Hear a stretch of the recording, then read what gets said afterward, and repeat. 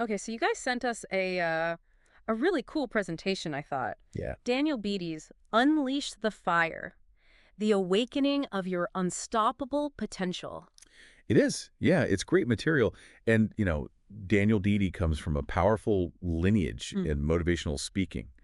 He was mentored by the great Les Brown, Oh, wow. and he's really the driving force behind Rise Above Speaking. So, Okay. so we're looking at, insights that have really been honed over years of experience of working with people and helping people to tap into their best selves. Yeah, and what I thought was really cool and what you were really interested in was like how do we actually, access that potential and inner strength that everybody always talks about? Like Yeah. how do we actually get to that? And so that's what we're going to really dig into today is like what are some of his core ideas around how we can ignite that fire inside of us Yeah. and really understand, the practical steps to unlock something that's already there. Yeah.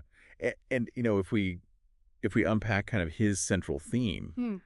he kicks things off with a really direct assertion, and that is that potential on its own is just that it's potential. Right.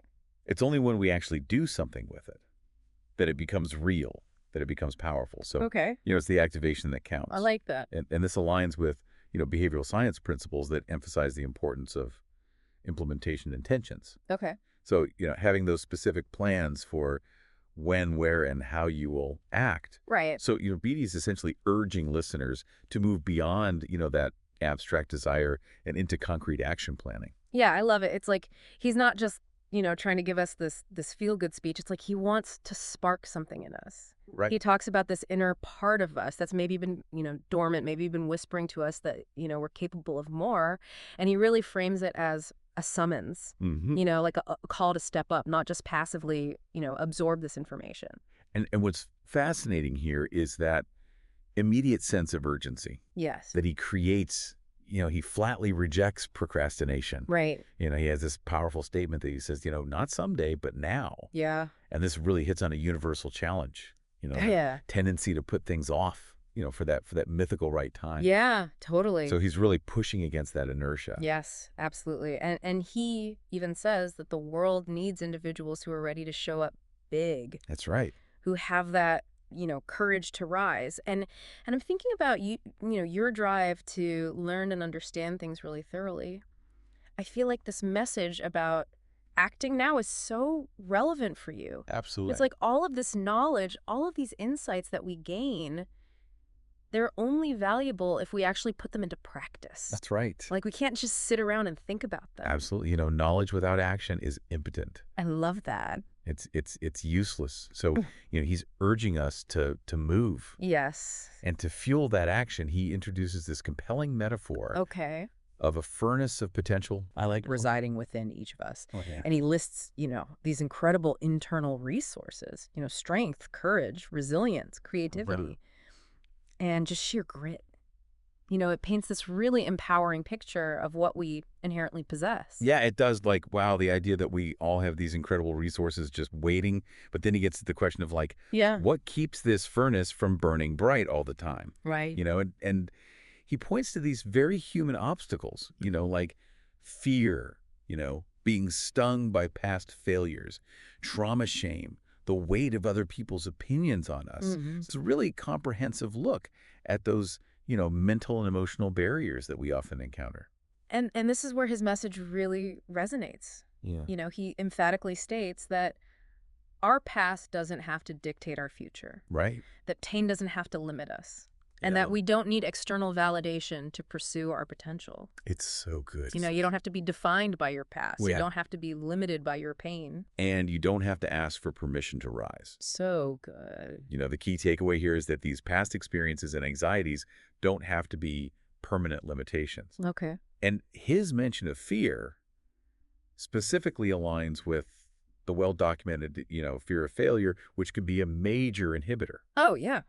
Beattie encourages confronting this fear, and this is a common strategy in cognitive behavioral therapy, where gradual exposure helps to desensitize individuals to that thing that they're afraid of. And he says, at the heart of it, it comes down to a decision. Yeah, You just have to decide that it's time. that's right. It sounds so simple, Yeah, but I think there is real power in that. Like it's putting the power back in the hands of the individual. it is. And building on this idea of internal power, you know, Beattie's own life is a testament to resilience. Oh, He that, shares a very personal journey, including, experiences with homelessness, addiction, and the devastating loss of his parents. wow. So, it paints a picture of someone who has faced significant adversity head on. Yeah, and it's such a crucial part of his message because, he's not preaching from a place of privilege or ease. Yeah. His story really underscores the idea that this inner strength isn't something, abstract, reserved for a select few. Yeah. It can emerge and be cultivated even from the toughest circumstances. Absolutely. And he highlights this pivotal moment where, despite everything he was going through, something within him refused to die. Wow. He described it as a persistent spark Wow. or a quiet whisper. Mm-hmm. And that really speaks to the inherent human capacity to persevere. Mm-hmm. It suggests that even in our darkest moments, there's often this inner core of resilience waiting to be tapped into. And this leads directly to his ideas on how we actually activate this inner strength. Yeah. It's not about waiting for ideal circumstances to magically appear. Right. It's about making a conscious choice to face life head on in this very moment. Right here, right now. Like right now. And he says that's the point where everything changes. That's when it all shifts. What's so fascinating to me is how he describes this inner strength. He says it's not necessarily loud or outwardly, showy. Right.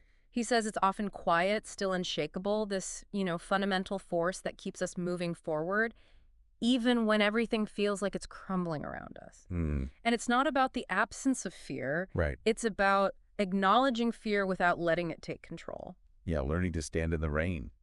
Oh, I love that. Learning to stand in the rain. It's like we're not avoiding the storms of life. Right. We're developing that inner fortitude to weather them. Yeah. That's really the key. And he stresses that this kind of strength isn't a gift, it's earned in the fire. That's right. It's forged through the challenges that we face. Yeah. It reminds me of a time I was working on this really difficult project at work, and it felt like, the inner spark was the only thing keeping me going when I doubted myself. And this brings us to his perspective on adversity itself. Okay. He reframes it not as something purely negative, Oh. but as something that potentially contains a hidden gift Okay. or a seed of equal or greater benefit. This requires a significant shift in mindset, Yes. moving away from seeing challenges solely as obstacles. It does. It demands this willingness to look beyond, the immediate discomfort and actively seek out opportunities for growth. Yes. He talks about the need to water it, believe in it, and fight for it. Like it's an active process of finding the positive and learning from difficult situations. It is, and his personal turning point, as he describes it, came when he consciously shifted from asking that all-too-common question, What's that? why me, Oh, yeah. to the more empowering, what now? Oh, that's good. So that simple change in perspective, Yeah. From feeling like a victim of circumstance Mm-hmm. to taking agency in the present, became a profound source of power for him. He also talks about, what he believes are our most significant battles. Yes. And surprisingly, they're not the external challenges that we often focus on. He identifies the silent assassin of doubt, the slow suffocation of fear, and the paralyzing grip of shame as the real adversaries that prevent us from realizing our potential. It's so powerful. It is. He's saying, our biggest roadblocks are often internal. Oh, interesting. Those negative self-talk patterns and limiting beliefs that we carry within us, Yeah. often subconsciously. Right. And he emphasizes, the devastating consequence of losing this internal battle. Okay. We risk being robbed of potential futures, the Ah. things that we are truly capable of achieving. But the good news is that he says that these internal enemies only hold power over us as long as we remain unaware of them or unwilling to confront them. Absolutely. Once we recognize these doubts and fears for what they are, often just thoughts, not facts, their grip begins to loosen. And that is the key. Yeah, and then he issues a very direct call to action. He's not content with simply inspiring us with words. Yeah. He wants us to take tangible steps forward. Right. And he stresses this immediate importance of investing in yourself. Yeah. Your growth, your development, your well-being. Your potential. And he even encourages us to have such unwavering belief in our dreams that other people might even question our sanity. He does. There's a real boldness in that. Yeah. Like a refusal to be constrained by others' limited perspectives of what's possible for us. Yeah. Knowing your interest in actionable strategies for self-improvement. I feel like this idea of pushing beyond perceived limitations is super relevant for you. It is. It really is. It's about, recognizing that we are capable of so much more than we often give ourselves credit for. And I love how he connects this ambition with how we view ourselves internally. Yes. He urges us to look in the mirror and genuinely see greatness reflected back, even if, external circumstances or the opinions of others might suggest otherwise. Hmm. It's like cultivating this deep internal sense of worth and potential. It's about believing in yourself even when others don't. Then he gets into this really profound idea of purpose. Like asserting that we weren't put here on this earth to simply get by or to feel like we need to apologize for taking up space. Hmm. He believes that we're born with purpose in our DNA, Right. like an inherent drive to rise, to create a meaningful impact, to lead in our own way, to love fully, and to build something that lasts. I love that. I do too. And he so beautifully reframes the concept of potential. It's Yeah. not, some far-off mythical ideal like reaching for the stars. Right. It's this profound realization that you are one. You are a star. You are a star. Like, Yeah. it's this inherent quality. It's a fundamental truth about who we already are. That's right. But then, the question becomes, how do we actually bridge that gap between recognizing that inherent potential and actually living it out in our lives? How do we get there? How do we get there? And Beattie's answer is so clear and direct. What is it? He says we need to stop waiting for the perfect moment, stop endlessly wishing things were different, and consciously stop playing small in our own lives. Yeah, stop shrinking yourself to fit in. Stop shrinking back. Yeah, and he passionately advocates for showing up boldly, authentically, Right. and with clear purpose every single day, even when it feels challenging, even when fear tries to hold us back. In fact, he implies that those are the precise moments when showing up is most critical. That's when it matters most. And I love how he offers this realistic and grounding perspective on the journey itself. Oh, yeah. He doesn't paint this idealistic picture of a smooth, effortless path to realizing our potential. Right. He acknowledges that the road is often lined with broken pieces, tears, setbacks, and scars. It's going to be messy. It's going to be messy, but his overarching message is one of hope and resilience. Yeah. That despite those inevitable difficulties, the journey is ultimately and profoundly worth it. It's worth the fight. And he adds this really powerful dimension by highlighting the ripple effect of our individual actions. Yeah. He says, every single time we choose to rise above our challenges and step into our potential, we light the way for someone else. It's a powerful reminder that our personal growth and courage can have a far-reaching positive impact on the world around us. Every time you rise, you give someone else permission to do the same. I love that. And finally, he brings it all back to the concepts of legacy and impact. Yeah. He suggests that our primary motivation for unleashing our full potential shouldn't be, fleeting external rewards like applause or ego gratification, Right. but rather a deep-seated desire to leave a lasting positive mark on the world and ultimately to become the fullest, most authentic version of ourselves. To become who you were always meant to be. Yes, and he circles back to that core empowering idea. Potential isn't some distant future possibility. Yeah. It's a present reality That's right. that's simply waiting for us to claim it. It's here right now. And the transformative moment is the conscious decision to actually claim it. Uh-huh. Because at that point, everything changes, not someday. Today. Today. Right. So really, to boil down our deep dive into Daniel Beattie's powerful message, it's a truly passionate and urgent call to action. He's urging each of us to actively ignite that incredible inner potential he so firmly believes we all possess, and to directly confront those often invisible internal obstacles that so frequently hold us back. The key takeaways for you, our listener, are incredibly potent.